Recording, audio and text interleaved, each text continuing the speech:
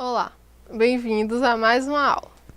Hoje nós daremos continuidade aos estudos que nós fizemos na aula passada sobre as técnicas de integração, certo? Por fim, nós também estudaremos as integrais impróprias. Então vamos começar. Agora nós vamos mostrar como integrar qualquer função racional, certo? Um quociente de polinômios, expressando-a como uma soma de frações mais simples, que é o que nós chamamos de frações parciais, que nós já sabemos como integrar, ok? Essa técnica de integração, ela é dividida em 4 casos. É uma técnica que nós chamamos de integração por frações parciais. Então vamos ver primeiro a motivação e depois estudaremos os 4 casos desse método. Então, primeiro a gente precisa recordar que as funções, elas podem ser dadas como quocientes entre polinômios. Por exemplo, a função 2 sobre x menos 1 menos 1 sobre x mais 2. A gente pode reescrever essa função como 2 vezes x mais 2 menos x menos 1 sobre x menos 1 vezes x mais 2. O que nós fizemos aqui? Nós utilizamos o cálculo do MMC, ok? E aí, simplificando no numerador, nós obtemos x sobre x mais 5 sobre, simplificando também o denominador, x mais 5 sobre x ao quadrado mais x menos 2. Então, observe o que nós fizemos. Nós partimos aí de uma subtração à diferença entre essas funções e obtivemos essa última função, ok? Se agora nós resolvermos reverter esse procedimento, esse processo, a gente vai achar como integrar a função no lado direito dessa equação. Ou seja, a gente vai saber como integrar x mais 5 sobre x ao quadrado mais x menos 2. Então, observe. Quem vai ser a integral dessa função? Vai ser a integral da diferença das funções, que é as funções que a gente começou ali. Então, a gente reverteu o processo, ok? Então, quem é a integral dessas funções? São integrais simples, que usando substituição, a gente vai encontrar os resultados. 2 ln de x menos 1 menos ln de x mais 2 mais c, ok? Então, vamos ver.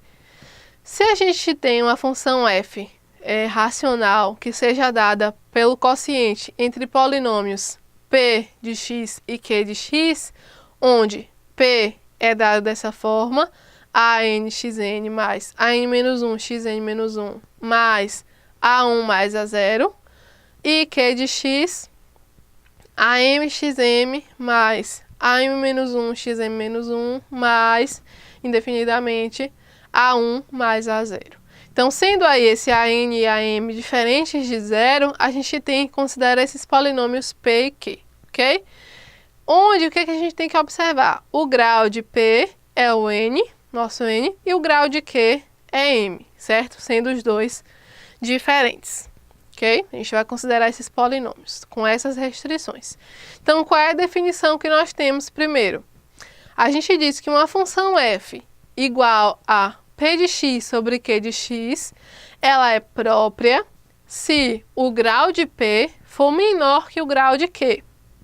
Ou seja, se o grau do numerador da função de polinômios, do quociente de polinômios, se o grau do polinômio do numerador for menor que o grau do polinômio do denominador, essa função ela é própria, ela é dita própria.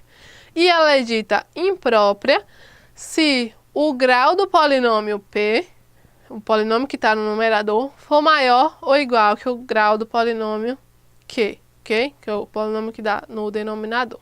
Então, a gente vai considerar essa definição. E aí, o que é que acontece? Se uma função f ela é própria, nós podemos expressar f como uma soma de frações mais simples. Mas, se a função f for imprópria, a gente vai dividir P por Q, até o resto ser obtido com o grau de P menor que o grau de Q, ok? Então, o que vai acontecer? A gente vai precisar integrar a função com frações parciais se ela for uma função própria. Se ela for uma função imprópria, a gente pode dividir os polinômios pelos métodos de divisão de polinômios que a gente conhece, ok? Vamos ver um exemplo. A gente tem aí uma função x ao cubo mais x dividido por x menos 1. O que é que a gente percebe?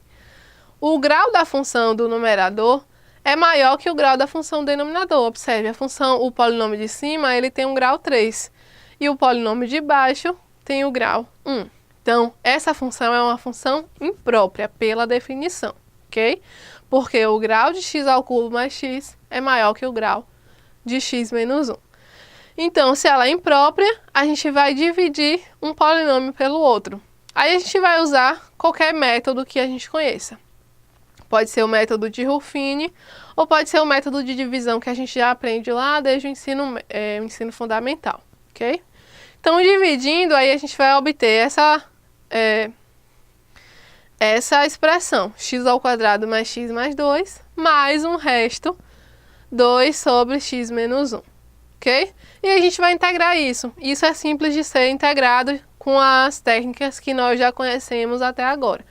O resultado dessa integral é x ao cubo sobre 3, mais x ao quadrado sobre 2, mais 2x, mais 2 ln de x menos 1 mais c, ok? Então, se a função for imprópria, ela é mais simples de ser integrada porque a gente pode usar os métodos que nós já conhecemos. Mas, se a função for própria, a gente usa, então, o que nós conhecemos como integração de frações parciais. E aí vão surgir os 4 casos que nós vamos estudar. Primeiro caso de integração de funções por frações parciais. O primeiro caso ele acontece quando o polinômio do denominador ele é um produto de fatores lineares distintos, certo? Então, observe nesse exemplo. A gente tem a integral de x ao quadrado mais 2x menos 1, dividido por 2x ao cubo mais 3x ao quadrado menos 2x. Vamos integrar essa função. Então, observe, se a gente pegar aí o polinômio do denominador e a gente fatorar ele, nós vamos obter o seguinte: x vezes x mais 2 vezes 2x menos 1. Ou seja, essa fatoração, esse polinômio, ele nos dá fatores lineares distintos quando a gente fatora ele. Então, x é um fator distinto de x mais 2, que é distinto de 2x menos 1. Então, quando acontecerem casos desse tipo, que o polinômio do denominador ele é fatorado em fatores lineares distintos, a gente utiliza o seguinte processo. Vamos reescrever essa função, ok? X ao quadrado mais 2x menos 1 dividido pela fatoração que nós obtivemos desse polinômio aí do denominador. X vezes x mais 2 vezes 2x menos 1. E aí, como é que nós vamos escrever a integral desse tipo? Nós vamos utilizar um a sobre x mais b sobre x mais 2 mais c sobre 2x menos 1. Ok? A gente vai separar em integrais mais simples. Ok? Esse a, b e c são números que nós vamos encontrar. Ok? Então, vamos ver como vai ficar isso. A partir dessa escrita, a gente vai calcular um MMC entre essas funções. Então, calculando o MMC, a gente obtém essa primeira expressão. Daí, na expressão seguinte, nós só vamos simplificar, ou seja, vamos usar a distributiva ali para multiplicar essas funções, esses polinômios, certo?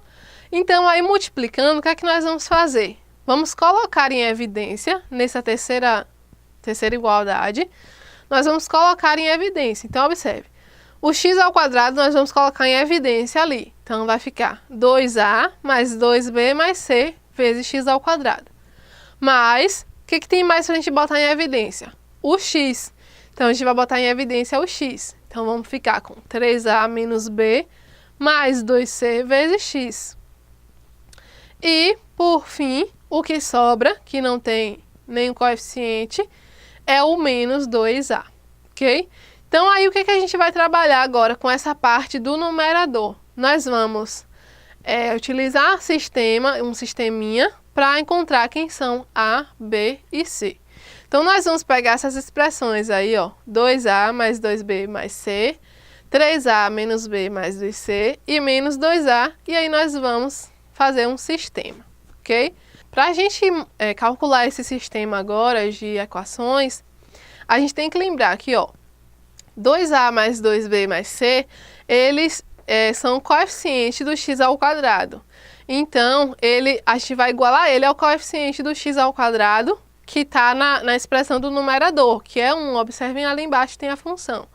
Então, 1, que é o coeficiente, então a gente vai igualar isso a 1. O coeficiente do x é 2, então a gente vai igualar o coeficiente do x a 2. E o coeficiente do menos 2a é igual a menos 1, então a gente iguala isso. E aí a gente resolve o sistema da maneira que vocês acharem melhor. A gente pode usar substituição, a gente pode usar soma, pode usar escalonamento, pode usar qualquer método que você queira e ache mais simples para solucionar esse sistema. E aí, solucionando, nós vamos encontrar A igual a meio, C igual a 1 sobre 5 e B igual a menos 1 sobre 10. Pronto, encontrados esses números, A, B e C, nós voltamos para a integral. Então, nós vamos ter agora a integral daquela soma de funções simples, a gente agora substitui os valores que a gente encontrou de A, B e C. Então, para A, meio, então a gente substitui ali meio, menos, quem é B? B é menos 1 sobre 10. Então, mais com menos, menos 1 sobre 10. E repete a função. E o C, que foi 1 sobre 5, e aí a gente repete a outra função, 1 sobre 2x menos 1, ok? E aí agora, isso se tornou numa integral mais simples de a gente calcular. Usando substituição, a gente encontra o resultado dessa integral, que foi 1 meio de ln de x menos 1 sobre 10 ln de x mais 2, mais 1 sobre 5 ln de 2x menos 1 mais c. Ok? Então, esse foi o primeiro caso de integração por frações parciais, certo? Que foi o caso de fatores lineares distintos. Nós temos o caso 2, que ele se refere quando o polinômio Q, né, do denominador, ele é um produto de fatores lineares, onde alguns desses fatores se repetem, ok?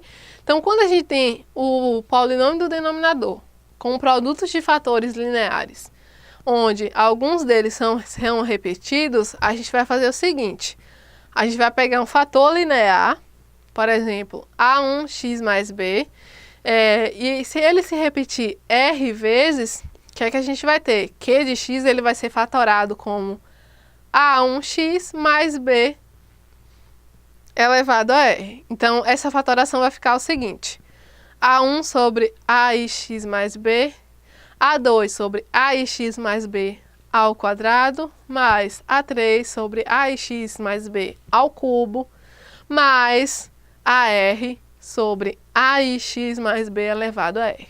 Então, quantas vezes ele se repetir, nós vamos repetir também o seu polinômio fatorado. Por exemplo, vamos pegar aqui uma função de exemplo. A gente tem aí a função x ao cubo menos x mais 1 sobre x ao quadrado vezes x menos 1 ao cubo. Observe. Quando a gente fatorar aí esse polinômio do denominador, a gente tem aí, ó, fatores lineares que se repetem. Ó. A gente tem o x ao quadrado, ele se repete, né? Então, se ele se repete, a gente vai usar a sobre x mais b sobre x ao quadrado, até o polinômio que ele se repetir, até a potência que ele se repetir. O x menos 1 ao cubo, nós vamos escrever c sobre x menos 1 mais d sobre x menos 1 ao quadrado mais e sobre x menos 1 ao cubo. Então, até a potência que ele se repetir, a gente vai escrever, ok? Então, esse é o caso 2. O caso 2 ele vai ser escrito dessa maneira. As frações parciais vão ser escritas dessa forma, certo? Vamos ver um exemplo. Nessa função aí, vamos fatorar o polinômio do denominador, x à quarta menos 4x ao quadrado.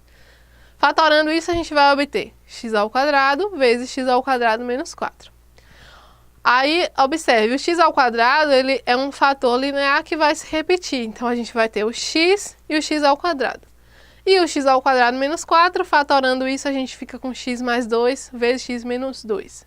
Então, ele já está totalmente fatorado dessa maneira. Então, essa integral se aplica ao caso 2 de integração de frações parciais. Então, a gente vai escrever daquela forma. Qual é o fator linear que se repete? O x ao quadrado. Então, a gente vai escrever a sobre x mais b sobre x ao quadrado. Mais c sobre a outra, x mais 2, mais d sobre x menos 2. Ok? E aí, a gente vai seguir os mesmos passos que a gente seguiu na questão anterior. A gente vai encontrar o MMC e depois a gente vai usar sistema para encontrar quem são os A, B, C e D, ok? Depois de fazer todo esse processo, a gente encontrou A igual a menos 3 sobre 4, B igual a 1 sobre 4, C igual a 15 sobre 16 e D igual a 13 sobre 16. Então, agora é só substituir na integral.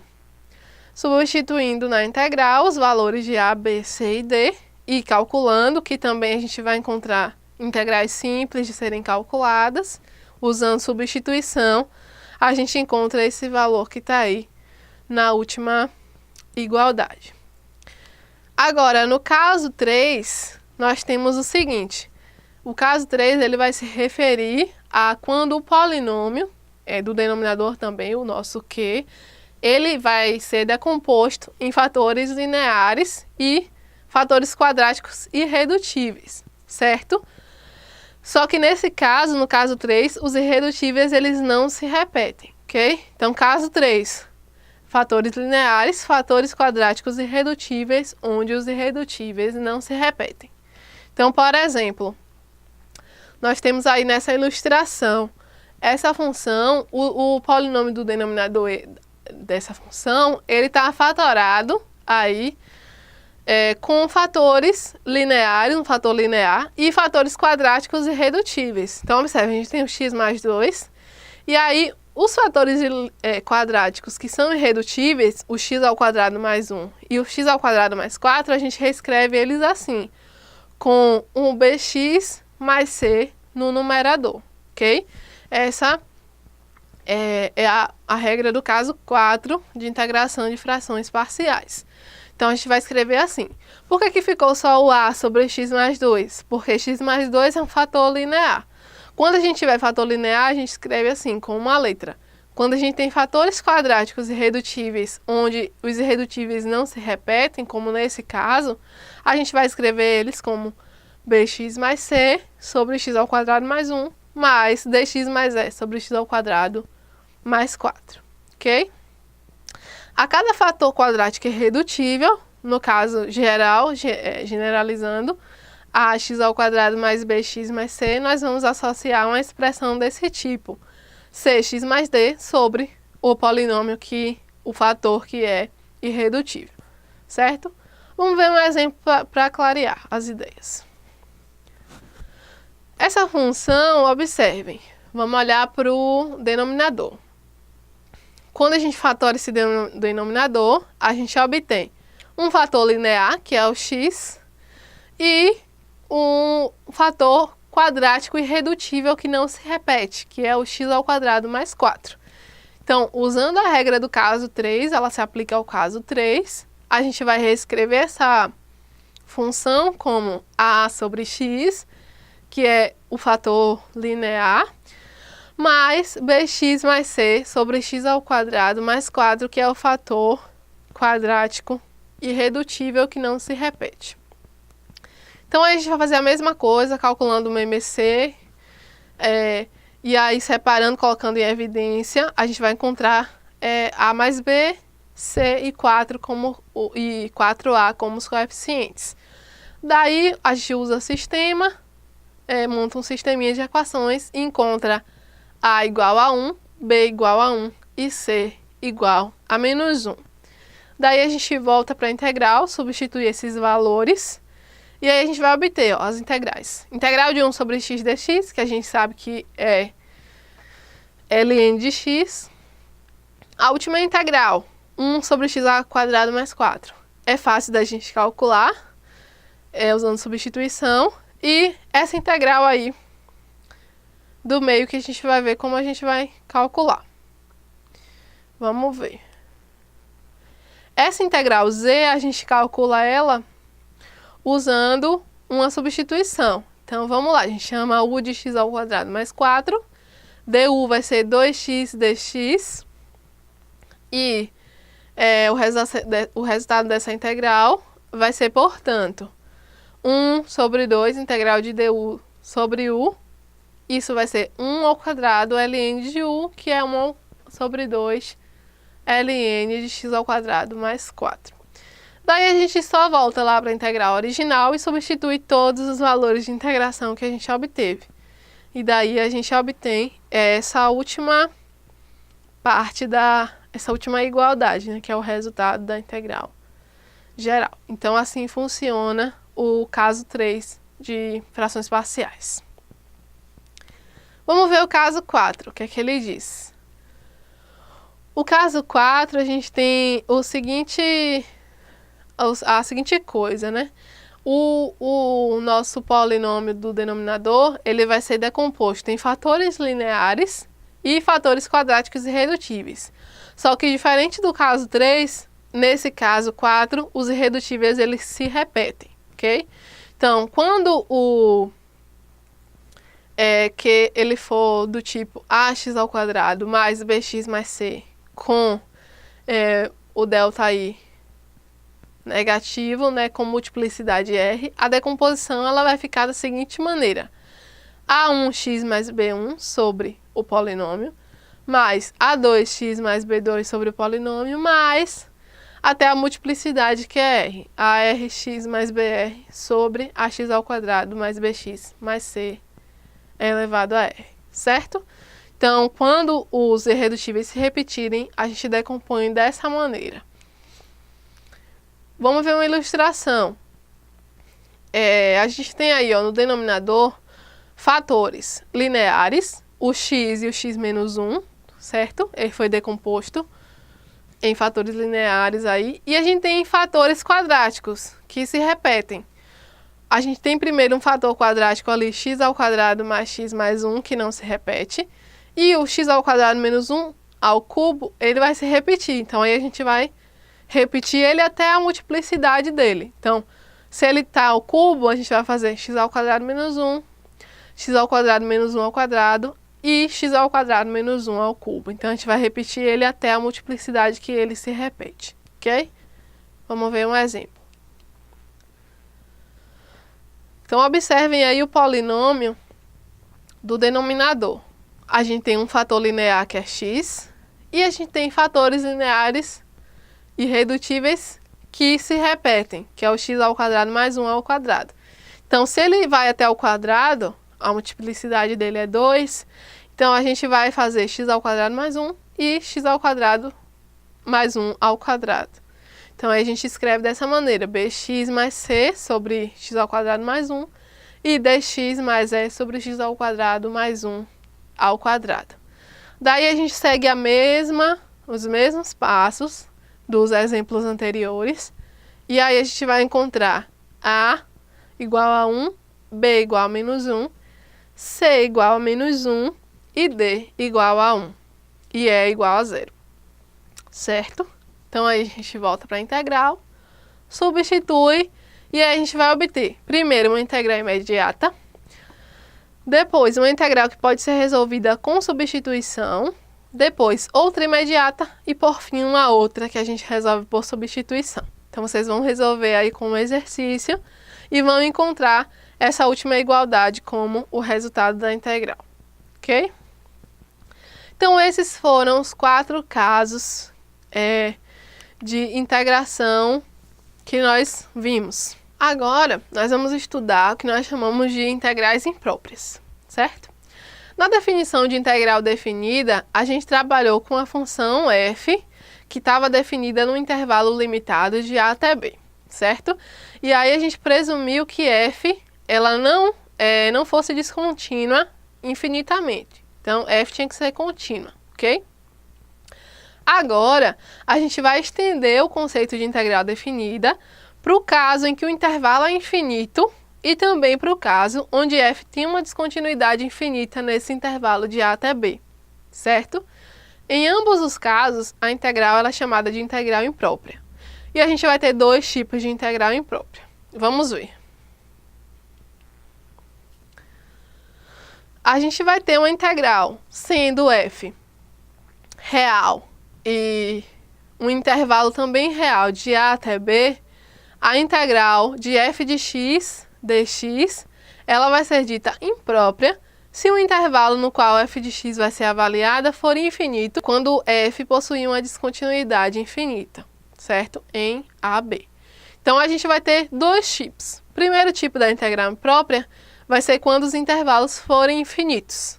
Então, vamos ver.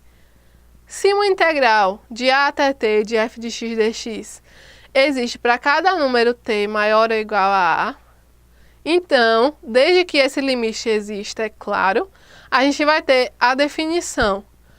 A integral de a até infinito de f de x dx vai ser igual ao limite, quando t tende a infinito, da integral de a até t de f de x dx. Ok? Então, essa é a definição para a integral imprópria, a primeira definição. Depois, a gente tem o seguinte.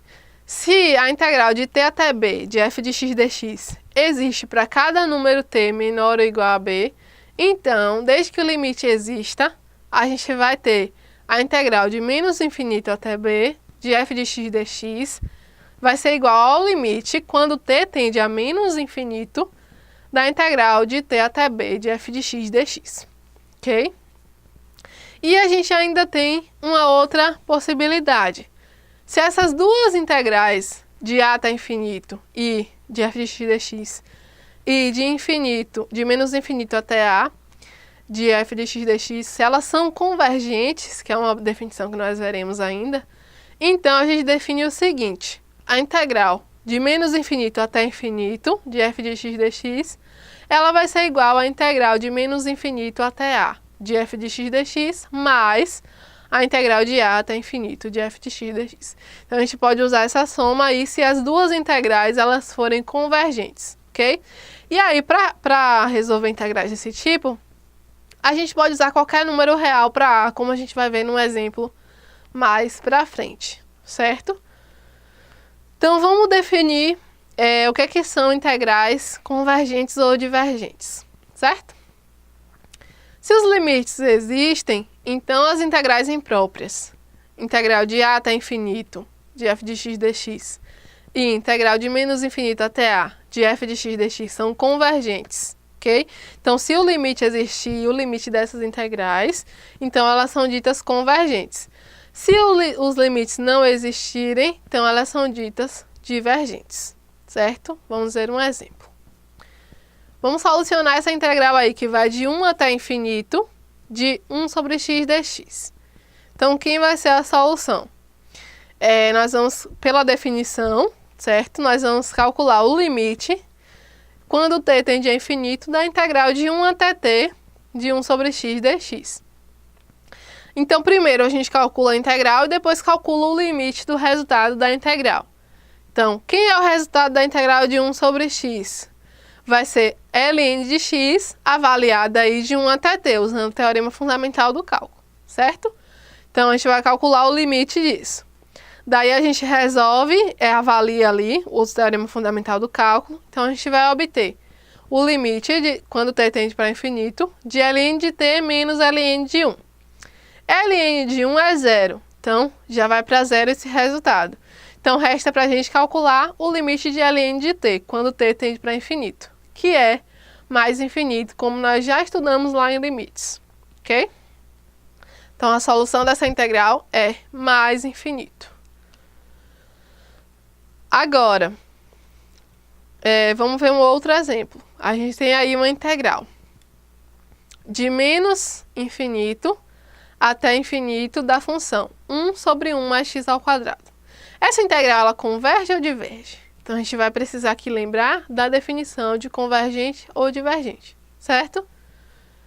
Como como lá nas primeiras definições a gente tem que a gente pode usar qualquer A real, a gente vai pegar aí o A igual a zero para facilitar as nossas contas. Então, o nosso intervalo de menos infinito até infinito, nós vamos reescrever ele agora dessa forma. De menos infinito até zero, unido com zero até menos infinito. Ok? Então, a gente vai verificar se convergem as integrais. Vamos lembrar que para elas convergirem, o limite delas precisa existir. Então, a gente vai ter aí duas integrais.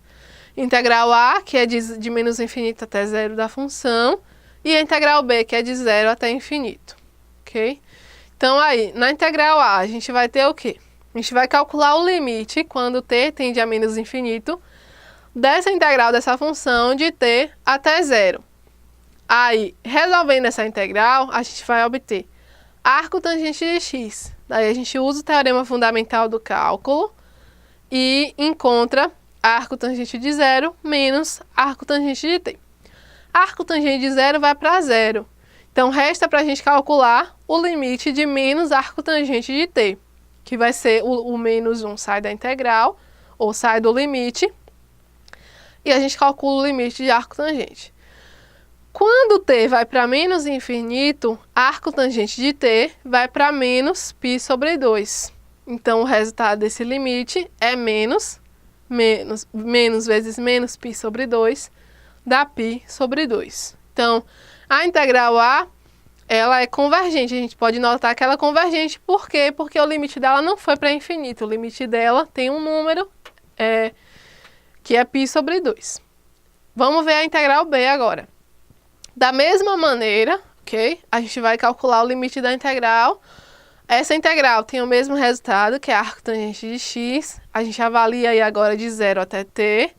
E aí a gente vai obter limite do arco tangente, porque arco tangente de 0 vai para 0, então limite de arco tangente de t, quando t vai para infinito, arco tangente de t vai para π sobre 2.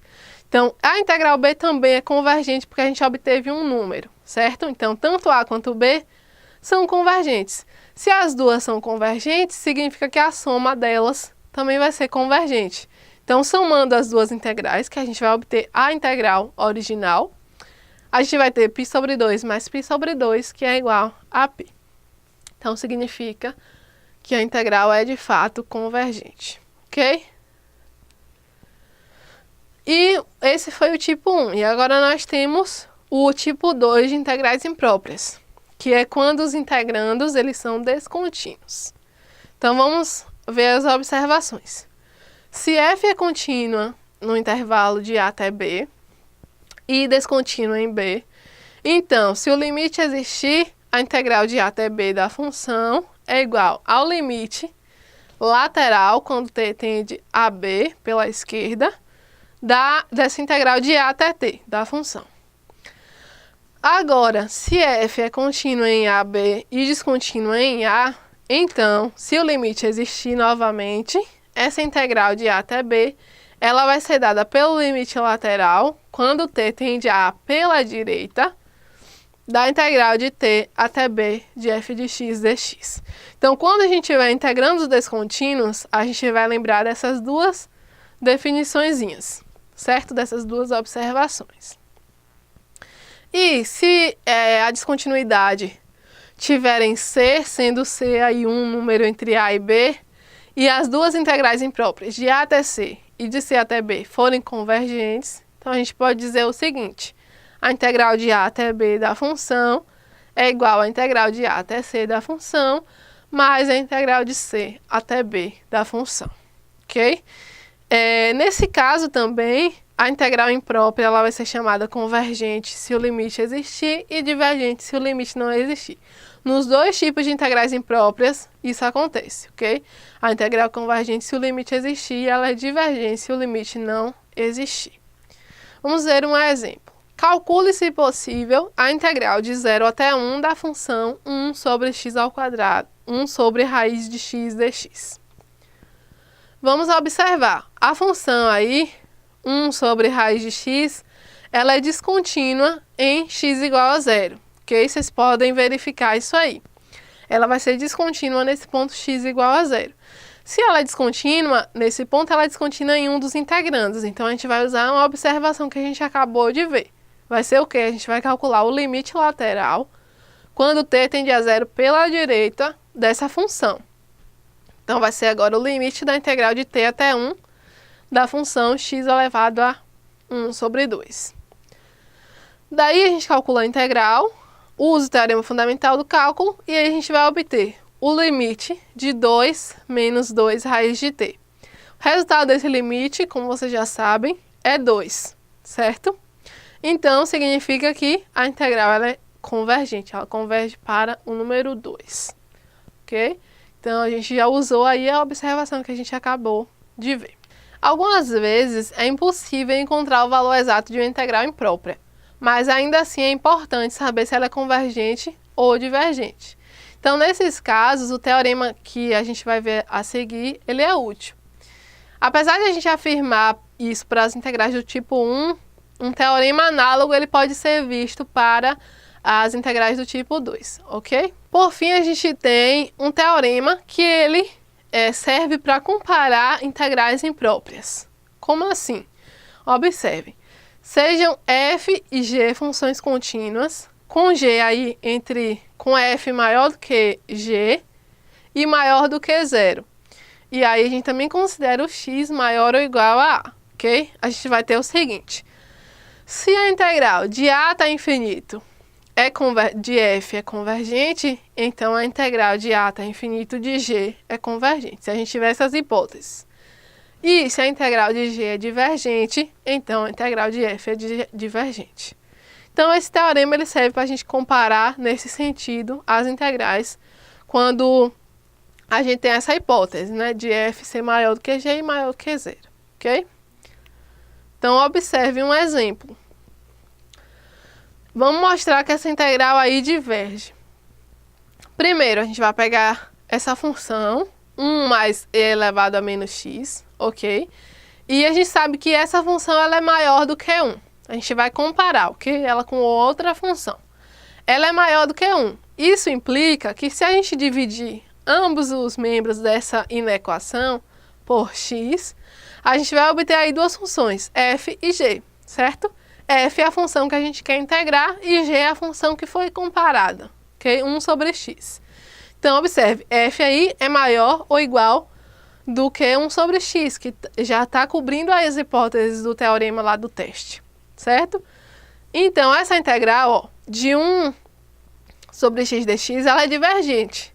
Por que a gente sabe isso? Usando o que a gente já acabou de ver sobre integrais impróprias. Então, vocês vão verificar isso como exercício, ok? Vocês vão verificar que a integral é divergente. Daí, como a função f é maior do que g, e partindo de x igual a 1, a gente vai usar o teorema do teste de comparação para integrais impróprias, e aí a gente vai verificar que essa integral de fato diverge, ok? Então, essa integral de fato diverge pelo teorema do teste de comparação para integrais impróprias. Então, por hoje é só.